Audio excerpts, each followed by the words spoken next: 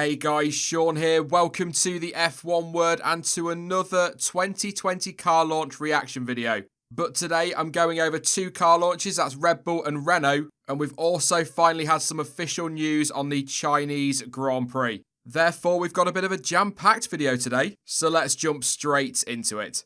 I'll get on to Renault and China a little bit later in the video, but let's start with Red Bull. They were first today, after all. Really early as well. I think it was something like 8, 9 o'clock this morning. I was still in bed. I know, incredibly lazy. But anyway, first off, livery-wise, a little bit of disappointment. There's no camo ball this year. I know it's not really a big deal because they would change it before testing anyway, or at least before the first race. But it would have still been nice to see something a little bit different because pretty much that livery is identical to last year's. Again, that's not a criticism, it's about branding. That's why the Mercedes was pretty much identical apart from the red accents, and the Ferrari was pretty much identical as well. It's to be expected, that's what I'm trying to say.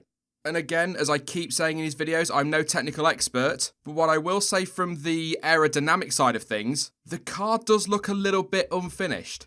Yes, as with all the cars that are launched at this time of year, they are just launch spec cars, so they are unfinished to a point, but it just seems to have hit me harder with the Red Bull for some reason. That being said though, there are a few interesting little changes that are worth pointing out. So you know what's coming now. I'm going to throw up a few side-by-sides now and we'll do a bit of spot the difference. The first thing, and I think it's fair to say, weirdly enough, probably the most obvious change, is on that little stub on the nose there. As you can see in the image on the right, it was very basic, I guess you could say. Obviously what it's doing is not basic, but in terms of the visuals it was. Whereas this year they've gone with I'm going to call it a Darth Vader nose stub.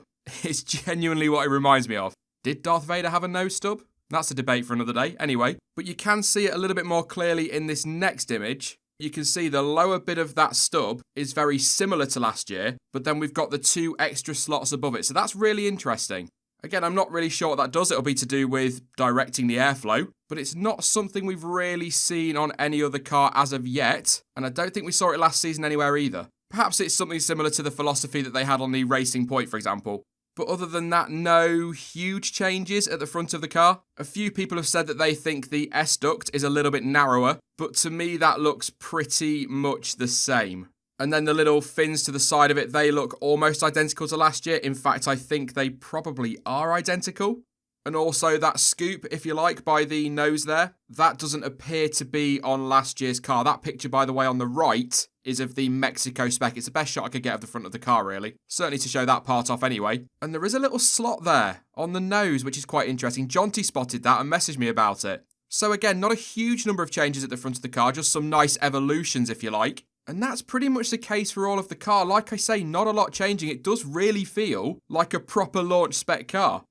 As you would expect, the rear of the car is very nicely tightly packaged, as it very much were. And that's definitely something we've come to expect over the years from Red Bull, certainly since Adrian Newey came on board anyway. And Craig Scarborough over on Twitter, yes, I keep mentioning him, but he's brilliant with this sort of stuff. He's also spotted a good bulge, again, as it very much were. Stop it, Sean. Just around the engine cover there to help with cooling. It does look like there was a bulge on last year's car, but it does look slightly more defined for the 2020 launch spec car. The floor looks pretty similar as well. In fact, I'd argue almost identical, which gives you some idea as to how much change could come before Barcelona. But let's not forget, that was a good car last year. So really, all Red Bull need to do is kind of evolve that and hope that Honda continue to deliver the power and the improvement they showed last year. And it's only pre-season and so much can change before Australia, let alone Abu Dhabi. But I've got a good feeling about Red Bull. But I'm not going to make any crazy predictions just yet. I'm not that daft. I've learnt my lesson on that front. And just a quick look at the side of the car. I think there have been a few little tweaks around the barge board area, but nothing particularly substantial. Very similar to last year. All in all, I'd again say a very tidy car from Red Bull, but I'm very much looking forward to what they bring in terms of development for testing, and then what the car looks like in Australia. Like I say, I'm not going to go mad with predictions, but one thing I can confidently predict is this car will look very different in Melbourne. Next up to launch today were Renault, and I'm going to be honest right from the start here, I'm not even going to bother with side-by-sides.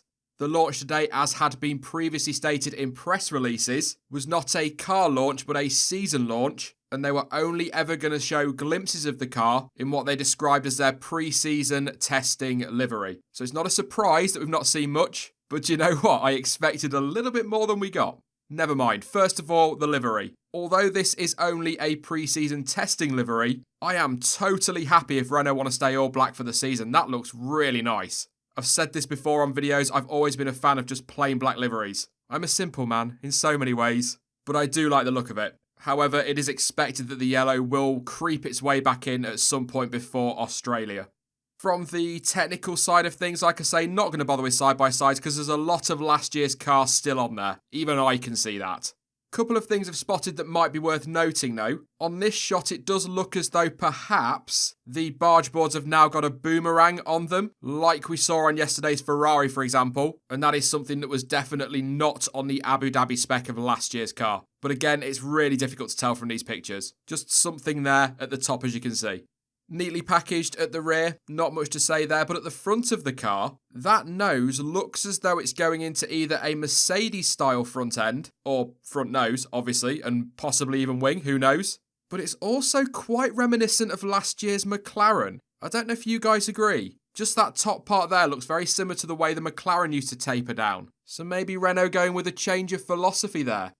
I'm just going to leave it there. On the car shots though, there's not really any point going over these anymore. We'll have to wait and see what happens with the car in Barcelona. And by the way, the team did take to Instagram to explain where the car is, and apparently it is still in pieces and will not be assembled until the first test, or at least until they arrive at the circuit. So that is why there was no car at the launch, and it is just these glimpses of the renders.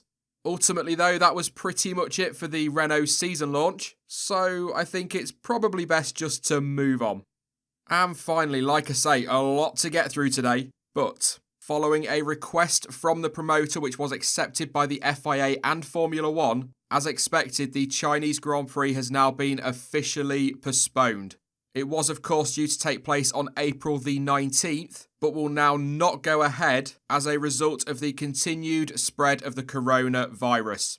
Now it must be stressed at this point the race has not been cancelled, it has just been postponed, and it is reported that Formula 1 are looking at options towards the end of the season to possibly hold the race then.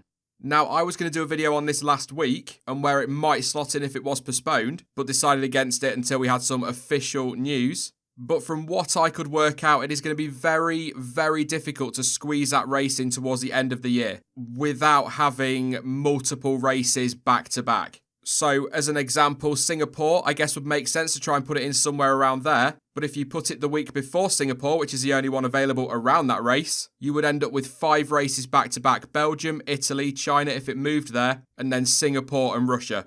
If you move it to around Japan, you're going to end up with 4 races back to back. And if you slot it between Brazil and Abu Dhabi, it's 3 back to back on 3 different continents as well. So logistically, that's not ideal. But given that the teams are reluctant to do that many races back to back again, bearing in mind they did that in 2018 in Europe and didn't like it, I can't see that happening. Swapping races with Russia was one thing put forward at one point, but that was very quickly denied by the Sochi organisers. So I don't think that's going to happen, and I can't see anybody else wanting to switch.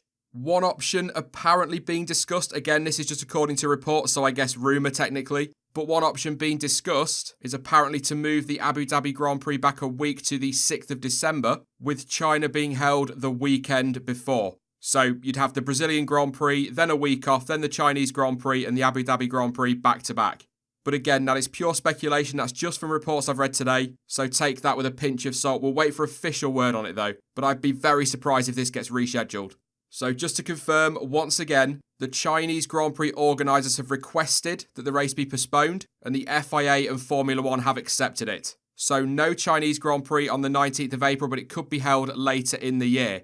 That also means a hefty gap between the Vietnam Grand Prix and the Dutch Grand Prix. 4 weeks is going to feel like a long time without Formula 1, but this is the only, in my opinion anyway, sensible way to go. For me, it would have been very irresponsible for Formula 1 to go to China, putting drivers at risk, team personnel at risk, F1 personnel, the media, and of course fans as well. You're just putting too many people at risk, and you've got hundreds of thousands of people all arriving at a racetrack in a country where they're currently struggling to contain a virus. It was an absolute no-brainer to postpone it, and no surprise they've decided to take the sensible option. That is it though for this bumper video. Typical of F1, nothing happens for weeks and then we get it all in one day. Oh well, it just means the season's fast approaching, cannot wait. You can let me know your thoughts on the Red Bull down below and the Renault teas as well, of course. And what are your thoughts on the Chinese Grand Prix being postponed? A little bit disappointed, but totally understandable.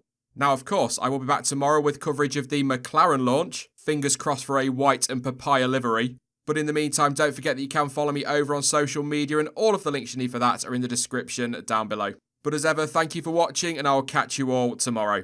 Bye-bye.